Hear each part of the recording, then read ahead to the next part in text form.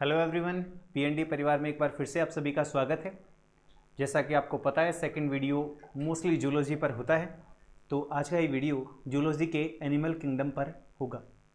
कल का वीडियो जो था उसमें हमने कोडेट्स तक पढ़ा था और कोडेट्स के जो जनरल कैरेक्टर्स और जनरल फीचर थे वो पढ़े थे, और कोडेट्स का क्लासिफिकेशन भी हमने कल के वीडियो में देखा था। कोडेट्स में आगे बढ़ने से पहले एक बार उस क्लासिफिकेशन को दोबारा से लेंगे हम, सिर्फ और तब तक लेते रहेंगे जब तक कि हमारा कोडेट्स पूरा नहीं हो जाता। हालांकि आज का जो वीडियो होगा वो एक्रेनिएटा पर होगा, ठीक है। लेकिन उससे पहले हम आज की इस वीडियो में किस बिंदु पर बात करेंगे उसके बारे में जानना चाहते हैं। तो आइए देखिए, कल हमने पढ़ा था कि पृष्ठवंशी जो जंतु होते हैं, जो कोडेट्स होते हैं, उनको दो समूहों में बांटा गया है, दो ग्रुप्स में बांटा गया है। ये ग्रुप है, ये समूह है। पहला समूह जिसे हमने एक्रेनिएटा कहा था और दूसरा जिसे हम क्रेनिएटा कह रहे थे या यूकोडेटा कह रहे थे। क्लियर है? आज के इस वीडियो में केवल और केवल हम एक्रेनिएटा या प्रोटोकोडेटा के बारे में बात करेंगे। क्लियर है? आगे के वीडियोस में इस क्लासिफिकेशन को हम पढ़ेंगे। मैं क्या कह रहा हूँ? मैं ये कह रहा हूँ कि जो कोडेटा फाइलम है उस फाइलम को दो ग्रुप्स में डिवाइड किया गया है, दो समूहों में डिवाइड किया गया है, और वो जो दो समूह हैं वो आपके सामने दिखाई दे रहे हैं। पहला एक्रेनिएटा और दूसरा क्रेनिएटा। क्लियर है? आज के इस वीडियो में हम केवल और केवल एक्रेनिएटा या जिसे प्रोटोकोडेटा समूह कहते हैं उसके बारे में बात करेंगे। क्लियर है? अब इस प्रोटोकोडेटा में आज हम सिर्फ इतनी बात करेंगे। मैं आपको यहाँ पर बता दूँ पहले ही कि इस वीडियो में केवल हम दो सब फाइलम, क्या याद रखिएगा मैं किसकी बात कर रहा हूं, दो सब फाइलम। और वो कौन से हैं दो सब फाइलम? आपके सामने हैं। कौन कौन से हैं? दो सब फाइलम है। पहला, इसको किस में बांटा गया है? ये दो सब फाइलम है, सब फाइलम। और दो सब फाइलम कौन कौन से हैं? पहला सब फाइलम यूरोकोडेटा है और दूसरा सब फाइलम सिफेलोकोडेटा है। आज के इस वीडियो में इसीलिए मैं बार बार कह रहा हूँ कि हम एक्रेनिएटा या मैं कहूँ यूरोकोडेटा प्रोटोकोडेटा के बारे में बात करेंगे। क्लियर है? तो देखिए, सबसे पहला ग्रुप हम लेते हैं कौन सा? एक्रेनिएटा। तो आइए, पहला बिंदु हमारा है एक्रेनिएटा। कौन सा है? एक्रेनिएटा। एक्रेनिएटा क्या है? मैं बार बार कह रहा हूँ, एक्रेनिएटा एक ग्रुप है, एक समूह है। कोडेटा फाइलम को, कोडेटा संघ को दो समूहों में विभाजित किया गया है। एक्रेनिएटा पहला समूह है और दूसरा समूह जो है वो क्रेनिएटा है। क्लियर है? तो आइए हम पहले किसके बारे में बात करते हैं? एक्रेनिएटा के बारे में। किसके बारे में? एक्रेनिएटा या जिसे हम प्रोटोकोडेटा भी कह रहे हैं। देखिए, इसमें लिखा हुआ है ये प्रोटोकोडेटा, यहाँ पर प्रोटोकोडेटा, इसलिए याद रखिएगा इस चीज़ को। प्रोटोकोडेटा, प्रोटोकोडेटा या जिसे हम क्या कह सकते हैं? एक्रेनिएटा। क्लियर है बच्चों? देखिए, अब ये कैसे होते हैं, कैसे जीव होते हैं, इनके क्या क्या कैरेक्टर्स होते हैं, उन पे हमें फोकस करना है। जैसा कि मैं हर फाइलम के लिए, हर ग्रुप के लिए, हर क्लास के लिए मैं आपको बताता हूँ कि हमें ये पता होना चाहिए कौन सी चीज़ हमारे लिए ज़्यादा इम्पोर्टेंट है।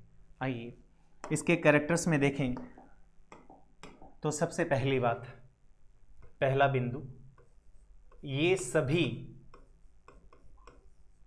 समुद्रीवासी होते हैं। कैसे होते हैं बच्चों? ये सभी समुद्रीवासी होते हैं, समुद्रीवासी होते हैं।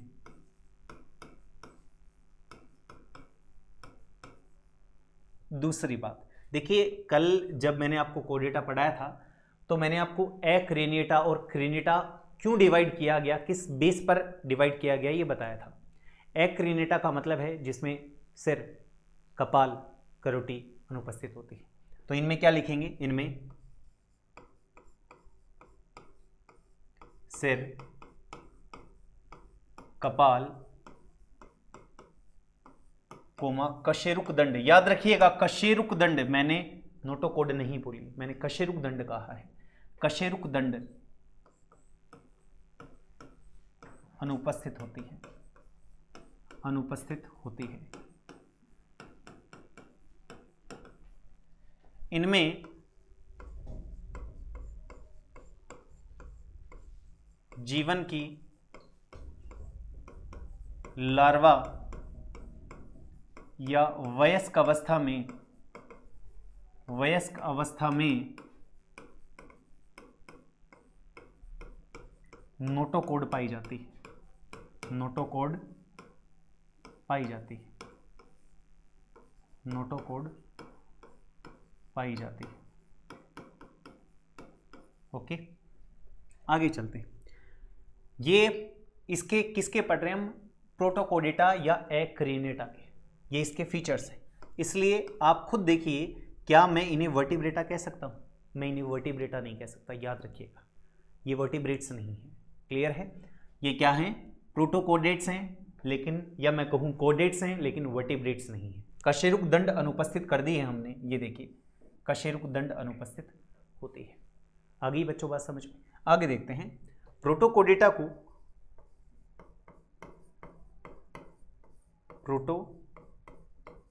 प्रोटोकोडेटा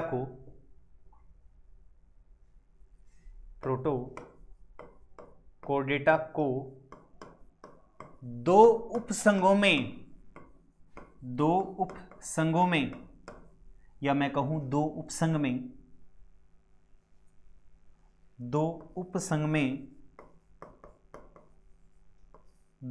में विभाजित किया गया है।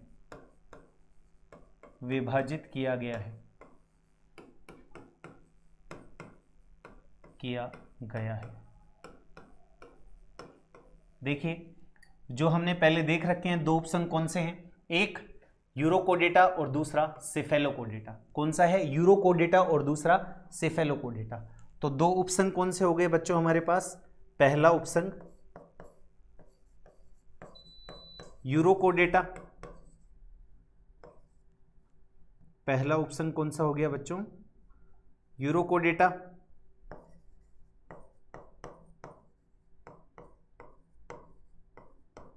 और दूसरा सेफेलोकोडेटा। ये क्या हैं? ये उपसंग हैं सेफेलोकोडेटा।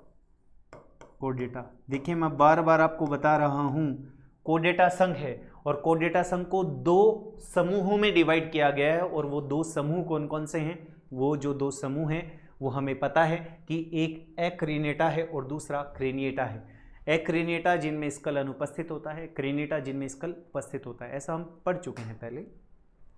अब एक्रिनेटा समूह को, ग्रुप को दो उपसंगों में बांटा गया है और दो सब फाइलम वो कौन कौन से हैं? यूरोकोडेटा और सेफेलोकोडेटा। तो पहला जो हमारा आता है वो हम यूरोकोडेटा के बारे में बात करेंगे। पहला उपसंग हमारा कौन सा है? यूरोकोडेटा। कौन सा है बच्चों? यूरोकोडेटा। देखिए, इसका अन्य नाम जो होता है, इसे ट्यूनिकेटा के नाम से भी जानते हैं। इसे ट्यूनिकेटा। अब देखिए, हमारे काम का हो गया ना ये ट्यूनिकेटा। इसे ट्यूनिकेटा के नाम से भी जानते हैं।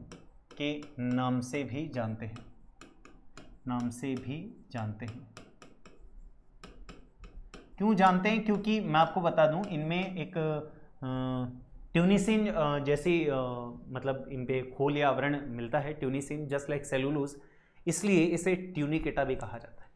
इसलिए याद रखिएगा कि ट्यूनिसिन का खोल किस में देखने को मिलता है? तो ट्यूनिसिन का खोल यूरोकोडेटा में देखने को मिलता है। और यूरोकोडेटा कौन से समूह में रखा जाता है? एक्रिनेटा में रखा जाता है। याद रहेगी बात? देखिए, आगे बात करते हैं। ये सभी जीव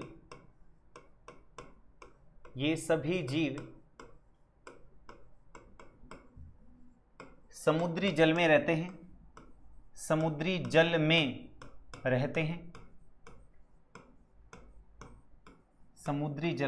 रहते हैं। नेक्स्ट, इनकी या इनमें पूंछ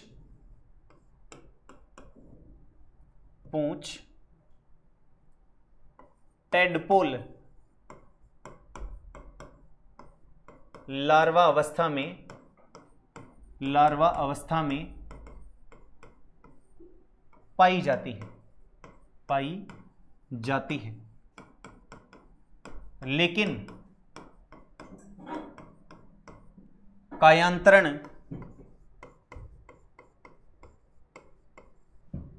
के बाद वयस्क में अनुपस्थित। इसी प्रकार से नोटोकोड पर भी अप्लाई होता है। नोटोकोड भी टेडपोल लार्वा अवस्था में पाई जाती है। अब देखिए, मैं बार बार लार्वा अवस्था का नाम ले रहा हूं, लेकिन वयस्क का नहीं ले रहा। तो मैं क्या कह सकता हूं? मैं ये भी कह सकता हूं कि इनमें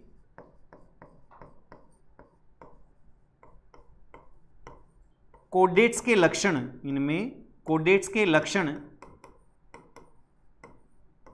लार्वा अवस्था में पाए जाते हैं। लार्वा अवस्था में पाए जाते हैं।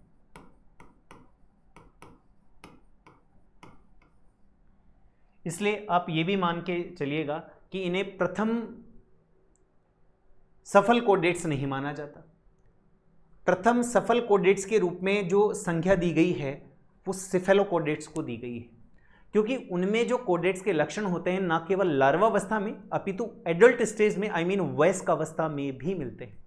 इसलिए याद रखिएगा, ऐसा बहुत समय ये हमसे कोई नहीं पूछेगा।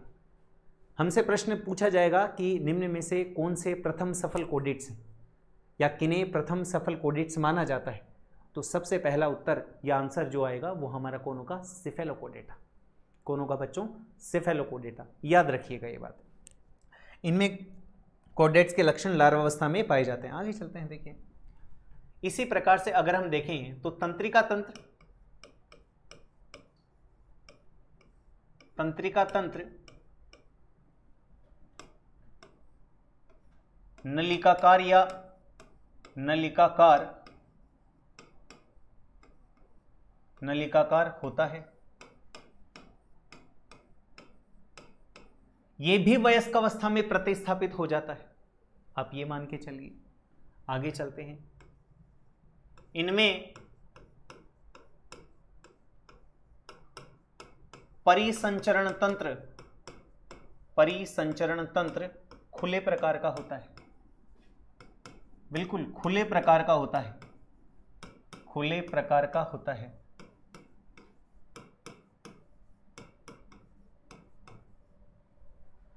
नेक्स्ट,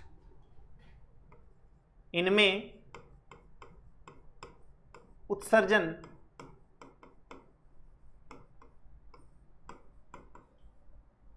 सुप्रा न्यूरल ग्रंथि। याद रखिएगा, ये जब मैंने आपको YouTube पे उत्सर्जन अंग और उत्सर्जी पदार्थ का एक वीडियो दिया था, शॉर्ट वीडियो था, उसमें भी मैंने आपको ये समझाया है। तो सुप्रा न्यूरल ग्रंथि और पाइलोरिक ग्रंथि,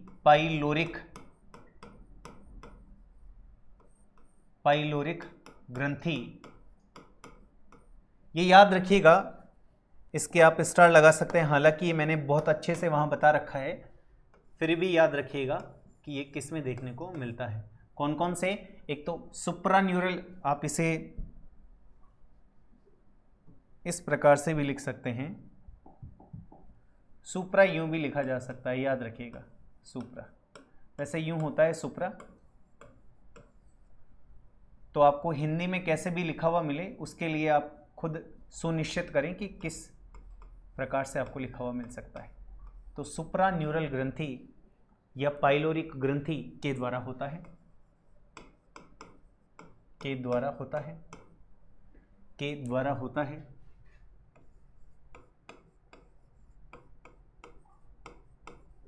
नेक्स्ट, और क्या इसका फीचर होता है? तो देखिए, यह द्विलिंगी प्राणी होते हैं।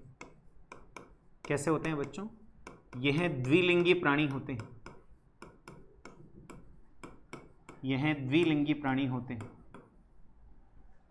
अगर परिवर्धन की बात करें कि परिवर्धन कैसा होता है, तो लार्वा जब अवस्था आ गई है तो अंडरस्टूड है अप्रत्यक्ष परिवर्धन देखने को मिलेगा। पहले निषेचन भी लिख देते हैं, इनमें बाह्य निषेचन,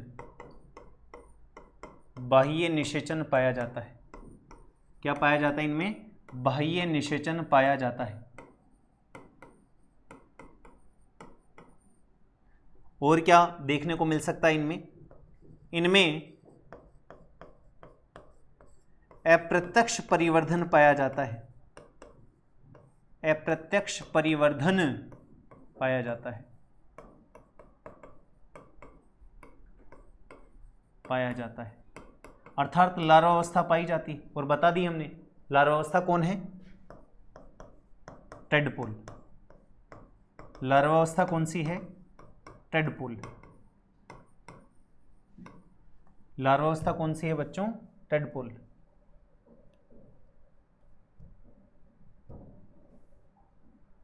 याद रखिएगा, टेडपोल।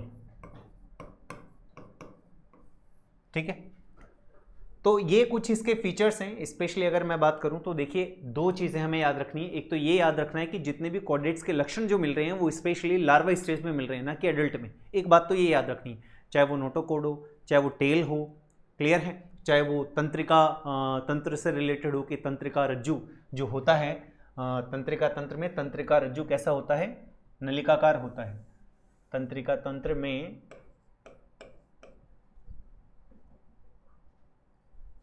तंत्रिका रज्जु, तंत्रिका रज्जु नलिकाकार होता है, नलिकाकार होता है। याद रखिएगा ये बात। वैसे मेरे हिसाब से यहां पर दो बातें याद रखनी है आपको। एक चीज हमने बोली थी लेकिन लिखी नहीं, इनमें सेलुलोज के समान, इनमें सेलुलोज के समान, सेलुलोज के समान ट्यूनिसिन, ट्यूनिसिन का आवरण पाया जाता है, का आवरण पाया जाता है। ट्यूनिसिन एक सब्सटेंस है, या मैं लिख दूं ट्यूनिसिन समान ट्यूनिसिन पदार्थ का आवरण पाया जाता है, पदार्थ का आवरण पाया जाता है, आवरण पाया जाता है, पाया जाता है, पाया जाता है। इसीलिए इसे, इसीलिए इसे, इसीलिए इसे ट्यूनिकेटा के नाम से भी जाना जाता है। किस नाम से जाना जाता है बच्चों? ट्यूनिकेटा के नाम से भी जाना जाता है, ट्यूनिकेटा के नाम से भी जाना जाता है, नाम से भी जाना जाता है। तो देखिए, अगर इस अभी तक हम जो बात कर रहे हैं किसकी, ट्यूनिकेटा की, तो इसमें अगर देखें तो हमारे लिए दो तीन बातें स्पेशल इंपॉर्टेंट है। एक तो ट्यूनिसिन पदार्थ इंपॉर्टेंट हो गया, एक इसमें खुला परिसंचरण तंत्र मिल रहा है, ये इंपॉर्टेंट हो गया, एक इसके उत्सर्जन तंत्र जो हमारे लिए है, हमने मतलब उत्सर्जन अंग जो है भाई, इनमें उत्सर्जन किसके द्वारा होता है, वो हमने कहा कि उत्सर्जन सुप्रान्यूरल ग्लैंड या मैं कहूँ पाइलोरिक ग्रंथि के द्वारा होता है। तो ये कुछ विशेष बिंदु हैं जो हमें याद रखने। बाकी के तो अगर आप बार बार कोड डेटा जैसा फाइलम पढ़ते हैं तो आपके दिमाग में पहले से ये भूमिका बन जाती है, क्योंकि हम इसे एक्रिनिटा में कह रहे हैं। मैं बार बार ये लिखूँ, इनमें सिर नहीं होता, इनमें कपाल करोटी नहीं होती, इनमें धड़ और पूंछ पाई जाती है, या मैं कहूँ कि इनमें नोटोकोड मिलती है। नोटोकोड केवल लार्वावस्था में पाई जाती है, वयस्क अवस्था में नहीं पाई जाती।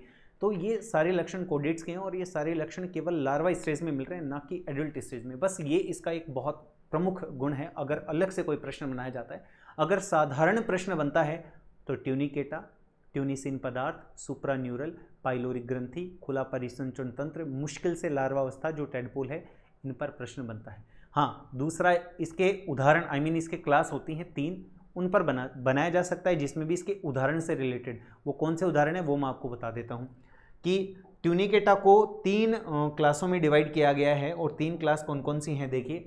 लार्वेशिया, एसिडिएशिया, कौन कौन सी है बेटा?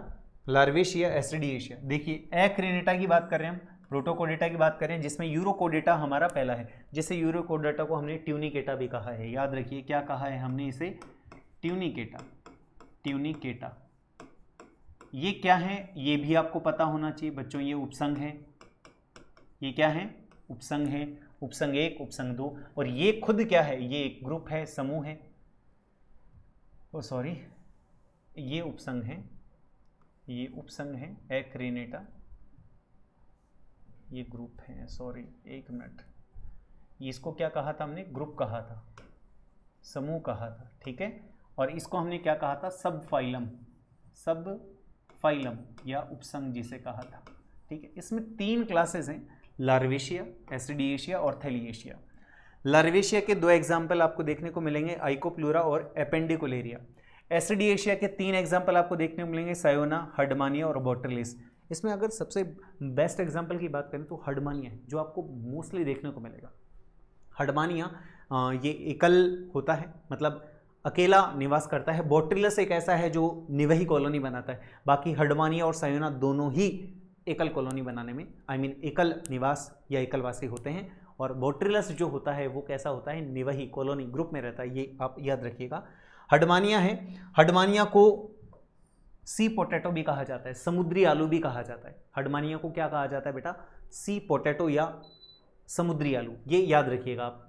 इसे क्या कहा जाता है? समुद्री आलू। हालांकि हमारे लेवल पे ये बातें नहीं पूछी जाती, लेकिन मैं उस एग्जाम्पल की तरफ आपको आकर्षित करवाना चाहता हूँ जो एग्जाम्पल हमारी किताबों में देखने को मिलता है। इसका डायग्राम तक आपको अपनी किताबों में देखने को मिलेगा, मैं आपको दिखाता हूँ। हर्डमानिया कुछ इस तरह का होता है, देखिए ये हर्डमानिया है, ये देखिए, इसीलिए इसे सी पोटैटो कहा जाता है। इसलिए क्या कहा जाता है? इसे सी पोटैटो कहा जाता है। क्या कहा जाता है बच्चों? सी पोटैटो कहा जाता है, याद रखिएगा। तो ये कौन है? मैं लिख दूं यहाँ पर, ये हर्डमानिया है बच्चों, ये हर्डमानिया है। ये हर्डमानिया 2 इमेजेस आपको दिखाई हैं, एक वो इमेज जो आपको नॉर्मली बुक्स में देखने को मिलेगी और एक वो इमेज जो नॉर्मली एक सी में, एक समुद्र में आपको देखने को मिलेगी। क्लियर है? तो देखिए it is look like potato, इसलिए इसे सी पोटैटो कहा जाता है। क्या कहा जाता है? इसे सी पोटैटो कहा जाता है। क्लियर है बच्चों? आगे देखते हैं। देखिए हम यहाँ पर थे, इसलिए मैंने आपको बोला था कि इनको आप याद रखिएगा। थैलिएशिया में आते हैं पायरोसामा, डोलियोलम और साल्पा। देखिए इसमें जो मेरे हिसाब से सबसे इंपॉर्टेंट एग्जाम्पल है वो पायरोसामा है। क्यों? क्योंकि देखिए इसमें भी जैव प्रदीप्ति जैसा गुण पाया जाता है। जैव प्रदीप्ति जैसा गुण किसमें? पायरोसामा में जैव प्रदीप्ति। आप अब इसे अच्छे से याद कर लीजिए कि ये एक प्रोमिनेंट कैरेक्टर है, या मैं कहूँ प्रोमिनेंट एग्जाम्पल है। कौन सा? पायरोसामा और हर्डमानिया। बोट्रिलस भी आपको काफ़ी देखने को मिलेगा, लेकिन मैंने इसलिए इन पर ज़्यादा फोकस किया कि अगर इन पे कोई प्रश्न बना लिया जाए या पूछ लिया जाए तो हम इसका आंसर देने की लायक हों या इसका आंसर देने में सक्षम हों कि हर्डमानिया कौन है और पायरोसामा कौन है। सिंपल प्रश्न वैसे आने की खूब संभावनाएं हैं। आपको पूछा जा सकता है कि कौन सा यूरोकोडेटा का मेंबर है, कौन सा नहीं है, या निम्न में से कौन सा वर्ग यूरोकोडेटा में शामिल किया जाता है, कौन सा नहीं किया जाता। तो आपको याद होना चाहिए लार्वेशिया, एस्ट्रेडिएशिया और थैलिएशिया। जबकि लेप्टोकार्डी किसका एग्जाम्पल है? सिफेलोकोडेटा का एग्जाम्पल है, या मैं कहूँ सिफेलोकोडेटा की क्लास है। क्लियर है? ये आपको याद रखना है, याद रहेगी बात। तो आते हैं हमारे नियत स्थान पर। हम यहाँ पर थे कि इसे ट्यूनिकेटा भी जाना जाता है। कुछ किताबों में या कभी आपको भविष्य में एक शब्द देखने को मिले, उसको याद रख लीजिएगा आप। एक एंडोस्टाइल जैसा शब्द आपको देखने को मिल सकता है, एंडोस्टाइल। एंडोस्टाइल याद रखिएगा, बहुत इंपॉर्टेंट वर्ड है एंडोस्टाइल। एंडोस्टाइल वो है जो समुद्री जल से आयोडीन का अवशोषण करता है। यह है समुद्री जल से आयोडीन का अवशोषण करता है। आयोडीन का अवशोषण करता है, डीन का अवशोषण करता है, अवशोषण करता है। और आपको पता है हमारे यहाँ ऐसा काम कौन करता है? थायराइड ग्रंथि करती है। तो इसे थायराइड ग्रंथि के समान माना जाता है। थायराइड ग्रंथि के समान माना जाता है, समान माना जाता है, समान माना जाता है। तो देखिए बच्चों, इस वीडियो में अभी तक जो हमने बात की है वो किसके बारे में बात की है? वो हमने ट्यूनिकेटा के बारे में बात की है, वो हमने यूरोकोडेटा के बारे में बात की है, और अब हम जो बात करेंगे वो सेफेलोकोडेटा के बारे में बात करेंगे। तो यूरोकोडेटा या मैं कहूँ ट्यूनिकेटा से रिलेटेड 4-5 बातें जो प्रमुखता से आपको याद रखनी है वो मैंने आपको बता दी हैं, और आपको वही बातें स्पेशली याद रखनी है, वो बातें आपको मिस नहीं करनी है। अच्छे से याद कर लीजिए इन चीज़ों को, चाहे वो ट्यूनिकेटा हो, चाहे वो खुला परिसंचरण तंत्र हो, चाहे वो कोडेट्स के लक्षण केवल लार्वा अवस्था तक हो, ना कि किस में हो। एक चीज़ और मैं बता दूं आपको, कुछ जगह आपको एक शब्द और देखने को मिल सकता है, देखिए क्या है वो वर्ड याद रखिएगा। हालांकि मेरे हिसाब से इतना लेवल नहीं पूछा जाना चाहिए, लेकिन फिर भी हम रिस्क नहीं ले सकते। इनमें प्रतिगामी कायांतरण पाया जाता है, इनमें प्रतिगामी कायांतरण। आप सोच रहे होंगे ये क्या होता है? प्रतिगामी कायांतरण पाया जाता है। ये प्रतिगामी कायांतरण क्या है वो भी मैं आपको बता देता हूं। जब प्रतिगामी कायांतरण का मतलब होता है रिवर्स मतलब जब एक विकसित, क्या बोल रहा हूं मैं, एक विकसित वेल डेवलप्ड लार्वा स्टेज कम विकसित अडल्ट स्टेज में कन्वर्ट हो जाती है, बदल जाती है, तो उसे प्रतिगामी कायांतरण कहते हैं। मतलब विकसित लार्वा स्टेज कम विकसित वयस्क अवस्था में बदल रही है, दैट इज प्रतिगामी कायांतरण। क्लियर है? याद रहेगा ये बात, तो इसे भी स्टार लगा लीजिए। हालांकि ये पूछने की संभावना मेरे हिसाब से काफ़ी कम है, लेकिन फिर भी अर्थात अधिक विकसित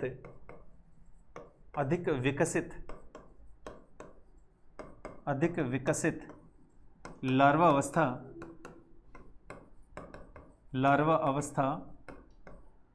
कम विकसित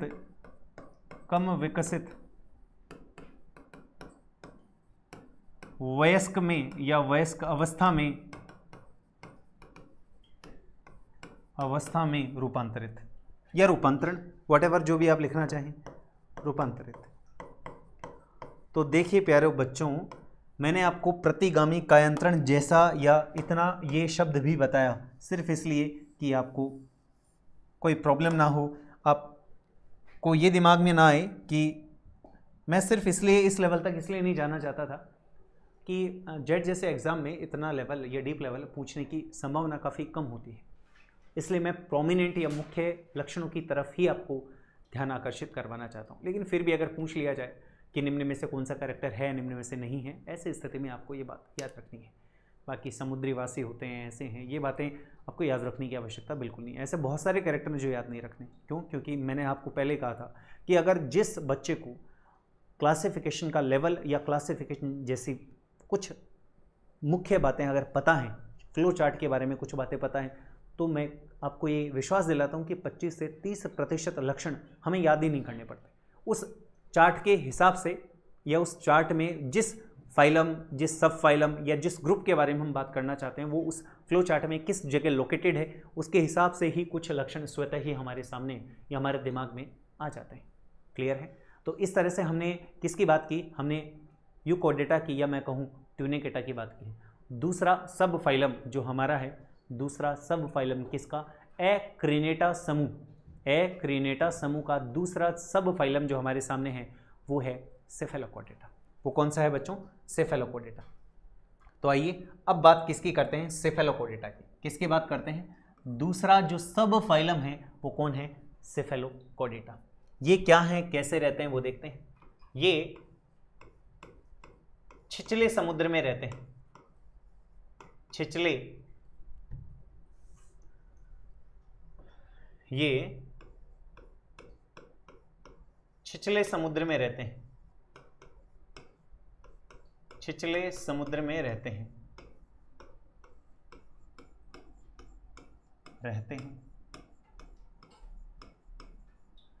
दूसरी बात, इनका शरीर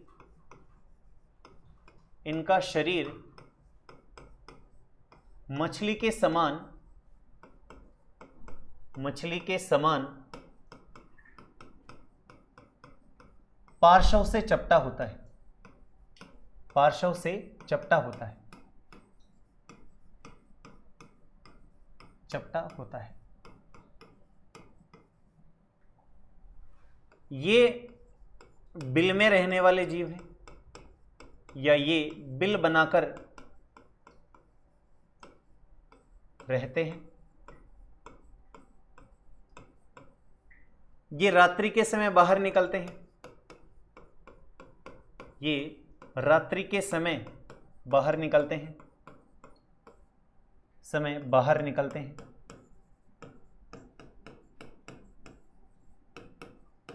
अभी तक मेरे हिसाब से अगर आप मुख्य लक्षण की बात करें ना, तो मात्र एक ऐसा लक्षण है जो मेरे हिसाब से इंपॉर्टेंट है, वो है मछली के समान इनका पार्श्व चपटा होता है। देखिए एम्फिओक्सस का आप डायग्राम देखेंगे ना, एम्फिओक्सस मैं दिखा दूं आपको, एम्फिओक्सस का डायग्राम देखेंगे तो बिल्कुल आपको ऐसे लगेगा जैसे कोई फिश का डायग्राम है, जबकि है नहीं।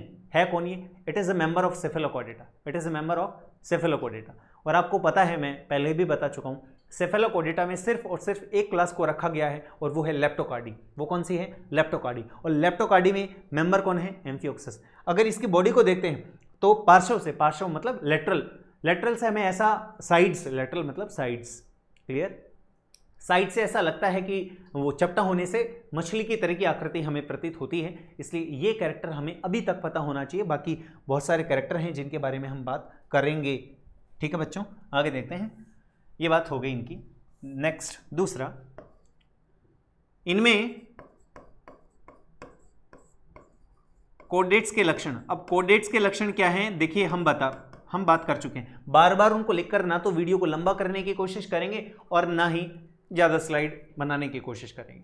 कोडेट्स के लक्षण आपको पता है, जैसे नोटोकॉड है, नोटोकॉड एडल्ट में मिलेगी। इनमें कोडेट्स के लक्षण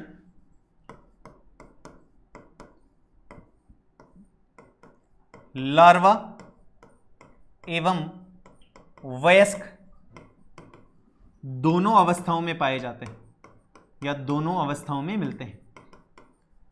अब देखिए यही बात समझा रहा था मैं, दोनों अवस्थाओं में पाए जाते हैं, पाए जाते हैं। नेक्स्ट, अब अतः यह प्रथम सफल कोडेट कहे जाते हैं या माने जाते हैं, कोडेट माने जाते हैं, माने जाते हैं।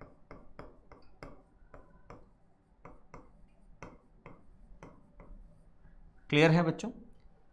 कारण क्या रहा? कारण सिर्फ इतना सा रहा कि इनमें जो कोडेट्स के कैरेक्टर हैं वो ना केवल लार्वा स्टेज तक ही सीमित ना होकर एडल्ट स्टेज तक मिलते हैं, इसलिए इसे प्रथम सफल कोडेट, या मैं कहूँ पूर्ण रूप से सफल कोडेट, या सफल कोडेट की जो पूर्ण रूप से संज्ञा दी जाती है वो सेफेलोकोडेटा को दी जाती है। क्लियर है? आगे चलते हैं, आगे देखते हैं। देखिए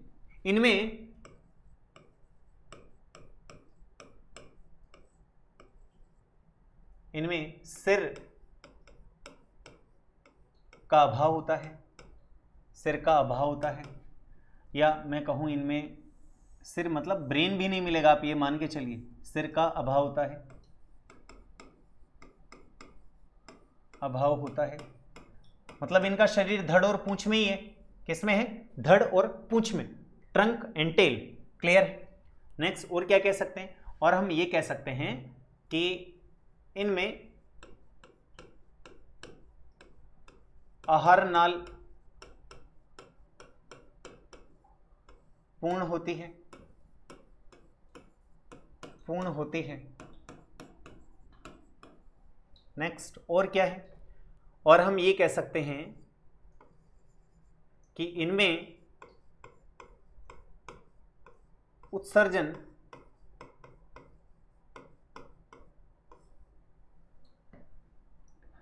सोलेनोसाइट्स ज्वाला कोशिकाएं, या मैं कहूं इनमें उत्सर्जन प्रोटोनेफ्रिडिया, प्रोटोनेफ्रिडिया के रूप में ज्वाला कोशिकाएं, ज्वाला कोशिकाओं या सोलेनोसाइट्स के द्वारा होता है, या सोलेनोसाइट्स के द्वारा होता है, सोलेनोसाइट्स के द्वारा होता है, के द्वारा होता है। हालांकि मैं आपको बता दूं ये बात में हम पहले कर चुके हैं, क्लियर है, वही वीडियो जो आपको यूट्यूब पर उपलब्ध है, आप देख सकते हैं। नेक्स्ट, इनमें एक विलम की छत होती है, रूफ ऑफ विलम, वहां पर एक हैशटैग नेफ्रिडियम भी मिलता है, ये भी बता चुका हूं मैं। इनमें उत्सर्जन हेतु हैशटैग नेफ्रिडियम भी पाए जाते हैं, नेफ्रिडियम भी पाए जाते हैं।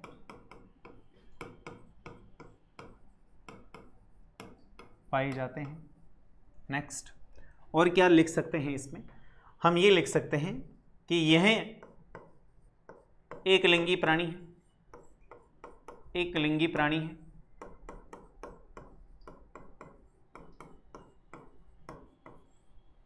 और इनमें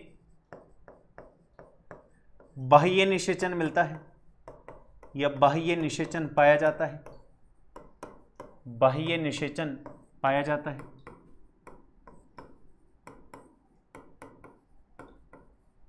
नेक्स्ट, अप्रत्यक्ष परिवर्धन उपस्थित, अप्रत्यक्ष परिवर्धन उपस्थित। और क्या हो सकता है, और हम लिख सकते हैं इनमें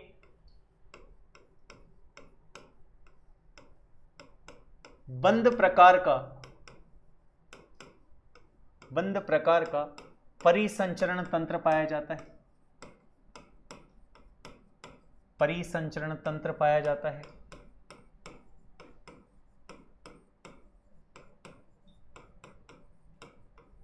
श्वसन वर्णक अगर मैं रेस्पिरेटरी पिगमेंट की बात करूं तो मोस्टली अभाव होता है, नहीं पाए जाते, श्वसन वर्णक इसमें नहीं पाए जाते, याद रखिएगा बात। और नेक्स्ट अगर हम बात करें तो केवल इसमें एक क्लास को रखा गया है जिसका नाम है लेप्टोकार्डी। आपको कहीं पर यह भी मिल सकता है, इन्हें लेंसलेट के नाम से जाना जाता है। क्या लिखा हुआ मिल सकता है, इन्हें लेंसलेट के नाम से जाना जाता है। तो इसमें एक क्लास, इसमें एक वर्ग है, हालांकि वो वर्ग हमारे चार्ट में भी है लेप्टोकार्डी, मैं आपको उधर ही दिखा देता हूँ। लेप्टोकार्डी हमारे यहाँ चार्ट में भी है, देखिए लेप्टोकार्डी केवल और केवल, ये सेफेलोकोडेटा है, इसके बारे में पढ़ रहे थे हम। इसमें केवल एक लेप्टोकार्डी है जिसमें दो मेंबर हैं, एम्फियोक्सस या एसिमेट्रॉन। आपको मैं ये भी बता दूं कि इसे लेंसलेट के नाम से भी जाना जाता है, लेंसलेट के नाम से भी, या लेंसलेट, नॉट लेट, इसे लेंसलेट के नाम से भी जाना जाता है। तो ये हमारे लिए इंपॉर्टेंट हो गया। देखिए मैंने जितनी भी इंपॉर्टेंट बातें हैं उन पे स्टार लगा रखे हैं, और अगर किसी में अगर मेरे दिमाग से हट भी गया है स्टार लगाना, तो मैंने आपको बार बार बताया कि this is important for point of, वो एग्ज़ाम के पॉइंट ऑफ व्यू से इंपॉर्टेंट है, इसलिए उन बातों पर हमें गौर करना है। अधिकांशतः हमें उन्हीं बातों को ध्यान रखना है। आगे ही बात समझ में। तो आज के इस वीडियो में हमने क्या देखा, आज के इस वीडियो में हमने देखा कि जो कॉर्डेटा है उसे दो समूहों में बांटा गया है, एक्रिनेटा और क्रेनेटा, जिसमें एक्रिनेटा जो प्रथम समूह हम पढ़ रहे हैं, एक्रिनेटा कौन से, जिनमें फ्रेनियम आई मीन स्कल, कपाल, खोपड़ी अनुपस्थित होती है, उनको एक्रिनेटा में रखा गया है। और एक्रिनेटा को दो किस में बांटा गया है, सब फाइलम में, दो उपसंगों में। और पहला उपसंग कौन सा था, यूरोकोडेटा, और दूसरा कौन सा था, सेफेलोकोडेटा। और जो यूरोकोडेटा है उसे हमने ट्यूनिकेटा भी कहा है, और ट्यूनिकेटा में 3 क्लास को रखा गया है, लार्वेशिया, एस्ट्रेडिएशिया और थैलिएशिया। जबकि सेफेलोकोडेटा जैसे सब फाइलम में केवल मात्र एक क्लास को रखा गया है, दैट इज लेप्टोकार्डी। क्लियर है। इनके एग्जांपल्स इंपॉर्टेंट है। एम्फियोक्सस मैंने आपको बोला अभी मैंने आपको पहले भी दिखाया था। देखिए एम्फियोक्सस कुछ इस तरह का होता है, इनका शरीर पार्श्व से चपटा है, it is look like fish, मछली की तरह प्रतीत होते हैं। और अगर आप इसको देखते हैं तो ये एक रियल इमेज है, इसमें बिल्कुल फिश की तरह प्रतीत होता है, लेकिन हैं कौन ये सेफेलोकोडेटा के मेंबर हैं, लेप्टोकार्डी क्लास के मेंबर हैं। तो आपको इस वीडियो में सिर्फ मुश्किल से मेरे हिसाब से अगर एग्ज़ाम के पॉइंट ऑफ व्यू से देखें तो 10 से 12 बातें ऐसी हैं जो हमें लास्ट मोमेंट तक याद रखनी है। आगे बात समझ में बच्चों, कोडेटा एक काफ़ी लंबा क्लासिफिकेशन के हिसाब से काफ़ी लंबा एक फाइलम है, इसलिए इसके हर लेवल तक हमें अच्छे से पढ़ना है, अच्छे से समझना है, क्योंकि अगर एक प्रश्न भी किसी लेवल पे आता है तो हमारे लिए कोडेटा, चाहे आपने 90% भाग पढ़ रखा हो, किसी काम का नहीं रह जाएगा। इसलिए मैं बार बार जब भी कोडेटा को पढ़ाऊँगा आगे, मैं बार बार आपके सामने चार्ट लेकर आऊँगा और बार बार हो सकेगी जहाँ तक वर्बली रिवाइज करवाऊँगा, ताकि आप ये समझ सकें। मैं देखिए जाता जाता फिर से एक बार बोल के जाऊँगा कि कोडेटा है, संघ है, उसे 2 समूहों में बांटा गया है, एक्रेनेटा और क्रेनिएटा। और आई होप कुछ बच्चों को तो आज ही याद हो जाएगा एक समूह। एक्रेनेटा को 2 सब फाइलम में बांटा गया है। कौन कौन से? एक ट्यूनिकेटा, जिसे हम यूरोकोडेटा कह रहे हैं, और दूसरा सिफेलोकोडेटा। जो ट्यूनिकेटा है, इसका नाम क्यों है ट्यूनिकेटा, मैंने बता दिया, ट्यूनिसिन पदार्थ की उपस्थिति के कारण। ट्यूनिकेटा को 3 क्लासों में बांटा गया है, जिसमें लार्वेशिया, एसिडिएशिया और थैलेशिया है। जबकि सेफेलोकोडेटा जैसे सब फाइलम को केवल एक क्लास में बांटा गया है, या उसमें केवल एक क्लास को रखा गया है, लेप्टोकार्ड, जिसके एग्जाम्पल आपके सामने है, जिसका प्रोमिनेंट या मैं कहूँ मुख्य एग्जाम्पल एम्फिओक्सिस है, जिन्हें लेंसलेट के नाम से भी जाना जाता है। अगर हम बात करते हैं किसकी? ट्यूनिकेटा की, तो ट्यूनिकेटा में जो 3 क्लास हैं उसमें सबसे बेस्ट एग्जाम्पल, या सबसे एग्जाम के पॉइंट ऑफ व्यू से जो बेस्ट एग्जाम्पल आता है वो आता है हर्डमानिया, जिसे सी पोटैटो, समुद्री आलू कह रहे हैं। मैंने आपको बताया ये एसिडिएशिया का मेंबर है। दूसरा एक पायरोसामा या पायरोसोमा आपको लिखा हुआ मिल सकता है, जिसमें साल्पा भी है, जो थैलेशिया का मेंबर है, जिसमें पायरोसामा जो एग्जाम्पल है वो जैव प्रदीप्ति का एग्जाम्पल है। क्लियर है? इस तरह से आपको इन सभी पॉइंट्स पे फोकस करना है, इनको याद रखना है। आई होप आज का ये वीडियो आपके लिए काफ़ी इन्फॉर्मेटिव रहेगा। आज के लिए इतना ही। Thank you very much.